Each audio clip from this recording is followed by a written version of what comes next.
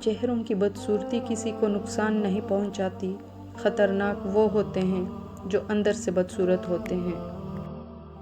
غیبت قرض سے بھی زیادہ خطرناک ہے، کیونکہ قرض تو ادا کر دیا جاتا ہے لیکن غیبت ادا نہیں کی جاتی، اس کا بدل ہی نہیں۔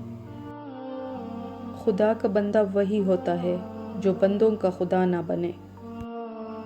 جب آپ سے کوئی مدد مانگے تو یہ سوچ لیا کریں اس نے آپ سے پہلے اپنے رب سے مدد مانگی تھی اور رب نے اسے آپ کا پتہ دیا تھا۔ اصل مسئلہ یہ ہے کہ ہمیں اپنے گناہ بہت ہی چھوٹے لگتے ہیں، اس لیے ترک کرنے کا ارادہ ہی نہیں کرتے اور ہماری موت کا وقت آ جاتا ہے اور وہ ہماری دنیا و آخرت تباہ کر دیتے ہیں۔ صاف انکار کر دیا کریں، مگر کسی کے دل میں جذبات پیدا کر کے اسے جھوٹی امید اور دھوکے میں مت رکھا کریں۔ سمندر کے کنارے ایک شخص چہل قدمی کرنے جاتا تھا۔ اس نے وہاں ایک شخص کو دیکھا کہ وہ شخص نیچے جھکتا اور کوئی چیز اٹھاتا اور سمندر میں پھینکتا تھا۔ وہ ذرا قریب ہوا تو دیکھا کہ ہزاروں مچھلیاں کنارے پہ پڑی تڑپ رہی ہیں۔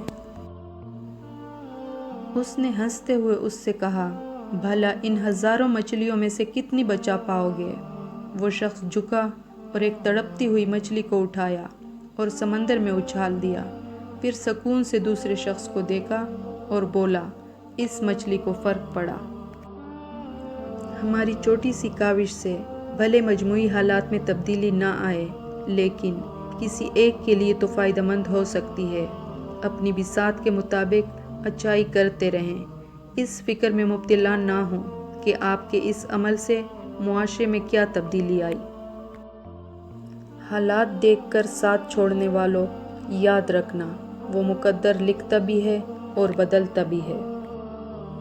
عادتوں کی طاقت کا اندازہ اس وقت ہوتا ہے جب انہیں چھوڑنے کی کوشش کی جاتی ہے۔ جو لوگ حقیقت قبول کر لیتے ہیں انہیں ہمدردی کی ضرورت نہیں رہتی۔ کچھ لوگ ہمارے لیے صرف اتنی گنجائش چھوڑتے ہیں کہ انہیں چھوڑ دیا جائے۔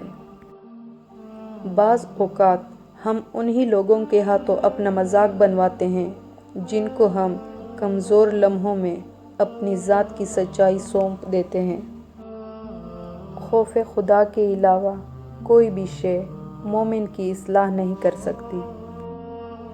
ہمیشہ خوش رہیں اور ہمیں اپنی دعاؤں میں یاد رکھیں۔